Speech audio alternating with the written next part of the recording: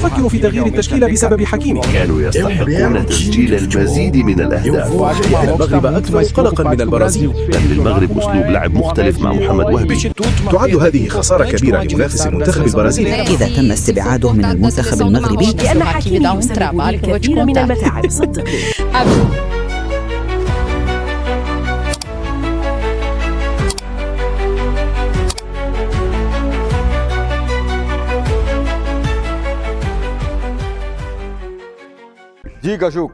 لا شك لدي في أن ماتيوس بيريرا سيبدأ المباراة، وأن البرازيل ستلعب بحذر وتأن أكبر. لا بد أنه شاهد الشوط الأول للمغرب وكيف يركضون وكيف يلعبون بحماس شديد. إنه لأمر مثير للإعجاب، وقد اتضح لي جليا أن المغرب رغم احتلاله المركز الرابع في كأس العالم الأخيرة لا يزال مصمما على إثبات للعالم أنه من بين المرشحين للفوز. لم يلعبوا المباراة الودية أمس بنفس التهاون أو الحذر الذي رأيناه من فرق أخرى. ما زالوا في طور بناء الفريق، وإذا كان هدفهم إثارة قلق أنشيلوتي والمنتخب البرازيلي فأنا متأكد أنهم نجحوا، لأنهم لعبوا الشوط الأول برقابة لصيقة على هجمات النرويج، لدرجة أن النتيجة 1-0 كانت ضئيلة في الحقيقة. كانوا يستحقون تسجيل المزيد من الأهداف. إنه فريق كرة قدم رائع. أكرر، ليس الأمر أن البرازيل ليست المرشحة للفوز. المغرب أكثر استعدادا من البرازيل لخوض هذه المباراة يوم السبت المقبل. ولنتذكر، مع أننا لا نأخذ هذا الأمر على محمل الجد، أن البرازيل تحتل المركز السادس في تصنيف الفيفا والمغرب السابع، وهذا واضح. وإذا قارنا بطولات كأس العالم فماذا عن الأداء في كأس العالم الأخيرة؟ من الواضح أن المغرب كان أفضل من البرازيل.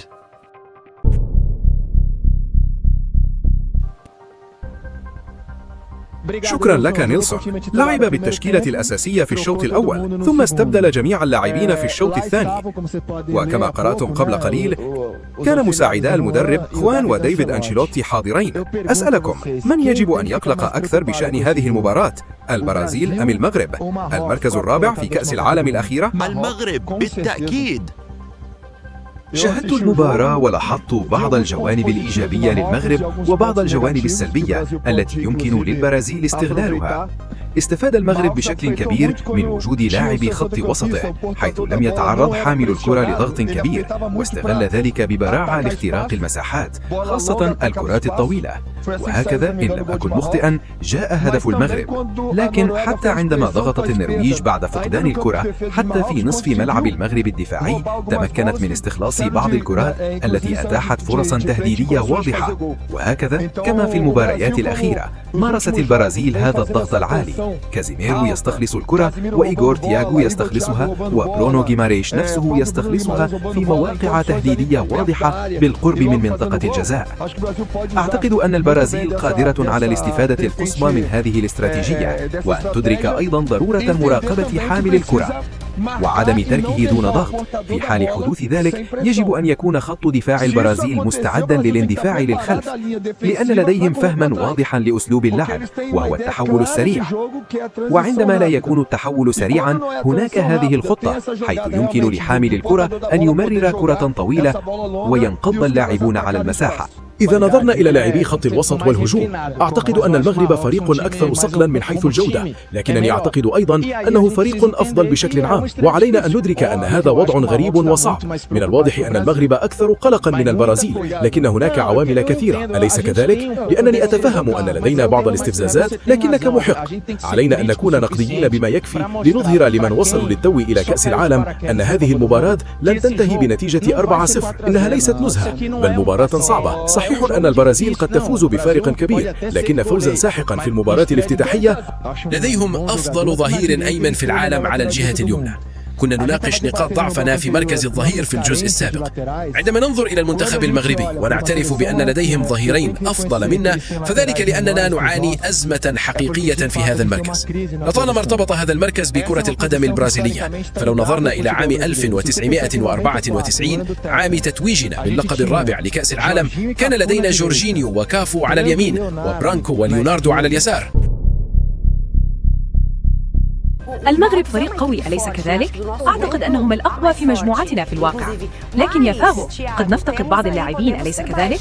لقد أفاد وايلن بالفعل أن اللاعبين اللذين غادرا المباراة الودية أمس بسبب الإصابة سيشاركان في هذه المباراة الافتتاحية ضد البرازيل، صحيح؟ هذا كل شيء يا دينيس. يعد كل من مزراوي الظهير الأيسر لمانشستر يونايتد في وجود حكيمي، فهو الظهير الأيسر للمنتخب المغربي، وعبد الصمد زلزولي من أبرز لاعبي المنتخب المغربي، ولعل زلزولي هو أخطر لاعب في المواجهات الفردية في المنتخب المغربي. يلعب لنادي بيتيس الإسباني وهو مراوغ ماهر للغاية. باختصار هو أحد أفضل لاعبي هذا الجيل المغربي.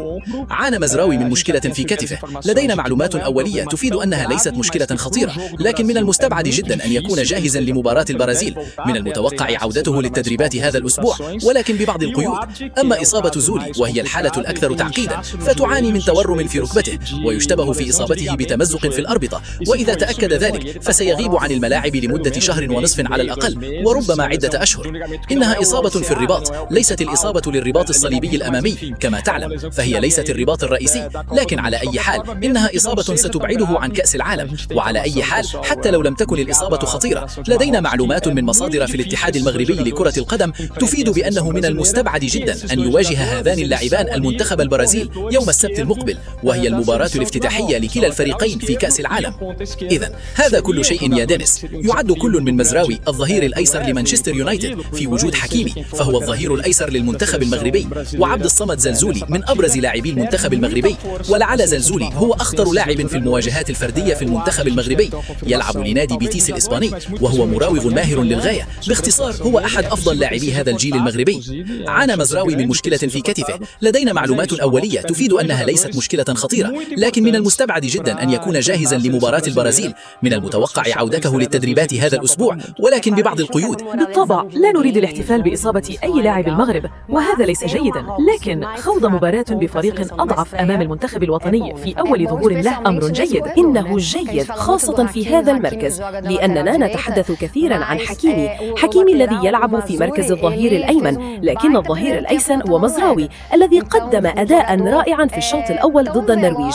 إذن اللاعب سريع وحاسم تماما كما هو حكيمي على اليمين، وبالطبع نأسف للإصابة، ولكن في الوقت الحالي ومع فقداننا لظهيرنا الأيمن بسبب إصابة أخرى ودون أي بدائل لهذا المركز في البرازيل، حسنا أعتقد أن الأمر كان جيدا. وقد عاد PVC أيضا إلى البث معنا. PVC، أردت منك التعليق على منتخب المغرب، خاصة مع غياب بعض اللاعبين الأساسيين في المباراة الافتتاحية ضد البرازيل يوم السبت. نعتقد أن البرازيل ستفوز في أول 3 مباريات من المرحلة الأولى. أعتقد أن المغرب يتمتع بخصائص مختلفة قليلا الآن. حتى تياغو وقال برونو جيماريش في المؤتمر الصحفي عام 2022 إنهم كانوا فريقا يعتمد على الدفاع المتكتل والهزيمة في نهائي كأس الأمم الأفريقية، لأنه على الرغم من أن المغرب لم ينهزم في 29 مباراة، إلا أنهم خسروا نهائي كأس الأمم الأفريقية في الوقت الإضافي أمام السنغال، ولم ينهزموا في 29 مباراة إلا لأنهم فازوا بالانسحاب. إذن للمغرب أسلوب لعب مختلف مع محمد وهبي المدرب الجديد الذي يحسن أداء الفريق. لذا كان النقد الكبير الموجه إلى وليد الركراكي الذي أقيل بعد كأس الأمم الأفريقية أنه لم يحسن أداء المغرب، وأن المغرب الآن يمتلك العديد من اللاعبين القادرين على اللعب بأسلوب هجومي أكثر. لا أعتقد أن المغرب سيلعب بكل قوته أمام البرازيل، لكنه سيكون فريقا أكثر هجومية مما كان عليه في كأس العالم. وبغض النظر عن أسلوب لعبهم، وسواء كان حكيمي مهاجما أو مزراوي ظهيرا أيسر، فإن إبراهيم دياز لاعب قادر على إيصال الكرة إلى الثلث الهجومي وخلق فرص خطرة. لقد سجلوا أهدافا وسجلوا ضد النرويج. إنهم خصم ضرير وهم خصمنا في المباراة الافتتاحية. لكنني أتذكر أيضا أنه في عام 1998 عندما واجهت البرازيل المغرب لم يكن المغرب يتمتع بالمكانة التي يتمتع بها الآن كأحد المتأهلين لنصف النهائي كأس العالم، ولكن كان هناك أيضا اهتمام كبير بلاعب حجي الذي كان يلعب في ذلك الوقت. كان المغرب أيضا فريقا محترما وفازت البرازيل عليه 3-0. أما بالنسبة لمنافس المنتخب البرازيلي فسيفتقد المنتخب المغربي خدمات أبديه، مهاجم فريق بيتيس الإسباني خريج أكاديمية برشلونة وأحد أبرز لاعبي المنتخب المغربي. أصيب في المباراة الودية التي أقيمت يوم الأحد ضد النرويج بتمزق في أربطة ركبته اليمنى، ولن يكون متاحا للمشاركة في كأس العالم. سيعلن المنتخب المغربي عن بديله قريبا. تعد هذه خسارة كبيرة لمنافس المنتخب البرازيلي. قدم المغرب أداء مميزا أمام النرويج وانتهت المباراة بالتعادل 1-1. عندما كان معظم اللاعبين الأساسيين في الملعب كان المنتخب المغربي متقدما بنتيجة 1-0 وكان يمتلك أفضل الفرص. لم يهزم المنتخب المغربي في 26 مباراة وسيخوض مباراته الافتتاحية ضد البرازيل في كأس العالم دون أي هزيمة. ونرى ذلك بشكل خاص مع الظهير. إذا تم استبعاده من المنتخب المغربي فسيكون غيابه ملحوظا، لكن رومانو كان يتابع مباراة المغرب مدركا أنه فريق أظهر خاصة في أول 20 أو 30 دقيقة من الشوط الأول حماسا كبيرا وهجوما شرسا وضغطا عاليا وانتزاعا للكرة من النرويج، حتى أنهم سجلوا هدفهم بهذه الطريقة. ثم في الشوط الثاني أجروا تغييرات وتراجع خط دفاعهم قليلا ولعبوا بشكل أقل جودة، مما أدى إلى ظهور ثغرات وترك مساحات يمكن للفريق استغلالها. لكن المغرب خاصة في بداية المباراة شن هجوما بلا خوف. لقد حاولوا وضغطوا وسجلوا هدفهم، وهذا فريق يمتلك المؤهلات اللازمة لكتابة قصة أجمل مما فعلوه في قطر 2022. والجوهر هو نفس اللاعبين، والآن أصبح الفريق أكثر خبرة ونضجا حتى بسبب كل ما مروا به في كأس العالم الأخيرة. انظر إلى أي مدى وصلنا. نفكر في تغيير التشكيلة بسبب حكيمي. إنه حقا تراجع لكرة القدم البرازيلية. إنه لاعب جيد، إنه أفضل ظهير أيمن في العالم. سأطرح سؤالا عن ذلك لاحقا، لكن تفضل. أعتقد أن الانطباع السائد هو أن البرازيل هي أولا وقبل كل شيء بلد كرة القدم. ثانيا لديها أفضل منتخب وطني في العالم، لم يكن لديها ذلك منذ زمن طويل. ثالثا يوجد لاعبون قادرون على تغيير مجرى المباراة في كل مركز من مراكز الملعب، لم يكن هذا هو الحال منذ فترة طويلة. لذا فإن حكيمي أفضل من أي ظهير أيمن آخر. أفضل ظهير أيمن في البرازيل منذ كافو ثم داني ألفيس. إنه يلعب بشكل أفضل. إنه لاعب أساسي في باريس سان جيرمان، بطل أوروبا مرتين. هذا يحدث. أحيانا نستخدم كلمة تطور والتي تشير إلى تحسن عما كان لدينا. لا يتحسن الأمر دائما، بل يصبح مختلفا، وهذا كل شيء. إنها كرة القدم الشاملة كما يقول كلاوديو كوتينيو، وكما قال لازارون ذات مرة إنها كرة القدم الشاملة. الجميع يلعب والجميع يراقب والجميع يهاجم والجميع يدافع. من هذا المنطلق يكون القلق مبررا. عندما ينطلق حكيمي من الجناح الأيمن من سيراقبه؟ أول من سيراقبه هو فينيسيوس جونيور، ثم ماتيوس كونيا، ثم الظهير. أي ظهير عندما ينطلق حكيمي؟ الظهير الذي يهاجم أفضل أم الظهير الذي يدافع أفضل؟ هذا موضوع للنقاش يا رجل. لا فائدة من اقتطاع هذا الكلام من سياقه، لأنني أحترمه بسبب هذا النوع من التفكير. ولأنني أحترمه كثيرا فإننا لا نصل إلى هناك ونحن نفكر بأننا باتشيكو رقم 12 ونعتقد أننا سننجح لمجرد أن لدينا 5 ألقاب. لدينا 5 ألقاب. حسنا، إنه فريق مرموق وقميصه مرموق ويخرج الكثير من اللاعبين المميزين كل عام، لكننا نحتاج إلى حد أدنى من الوحدة. البرازيل التي تتألق في المباريات الافتتاحية عادة ما تبدأ بقوة في البطولات، وستواجه خصمها الرئيسي في المجموعة المغرب في المباراة الافتتاحية يوم السبت المقبل. وفي نادي كوريو دا باهية الأهم هو التواجد على أرض الملعب، لذا نسلط الضوء على إيبانيز الذي أجرى مقابلة أمس ولم يكشف الكثير عما إذا كان سيشارك أساسيا مع المنتخب الوطني في المباراة الافتتاحية ضد المغرب، حيث عاد ويسلي للمشاركة في كأس العالم، ويتنافس باناس ودانيلو على مركز الظهير الأيمن. ننتقل الآن إلى الولايات المتحدة للتحدث مع كارين ألفيس الموجودة معنا مباشرة هنا في البرنامج. كارين، لأنني أعتقد أنها نقلت بعضا من مشاعر الجماهير البرازيلية، أليس كذلك تجاه هذه المباراة الافتتاحية لكأس العالم المليئة بالشكوك؟ ليس لدينا تشكيلة أساسية محددة، نعم لدينا العديد من التوقعات والآراء، لكننا لم نستقر بعد على التشكيلة الأساسية لهذه المباراة الافتتاحية. تحدث تيتي إلى الصحافة عن ماركينيوس، ليو بيريرا، دوغلاس سانتوس، كاسيميرو، برونو هنريكي، حسنا برونو غيماريش، آسف، إيرسون، ماتيوس كونيا، مارتينيلي، رافينيا ولويس هنريكي. هؤلاء هم اللاعبون الذين ارتدوا المرايل، ولكن ماذا يعني ذلك؟ لا شيء، وهذا لا يعني أنهم سيكونون بالفعل التشكيلة الأساسية ضد المغرب يوم السبت. لدينا شكوك بشأن مركزي الجناحين كما تفضلت بالقول، إيبانوس أو دانيلو، الظهير الأيسر ألكساندرو أو دوغلاس سانتوس. الأمر يتوقف على التشكيلة التي يرغب المدرب في اعتمادها لمواجهة المنتخب البرازيلي أمام المغرب.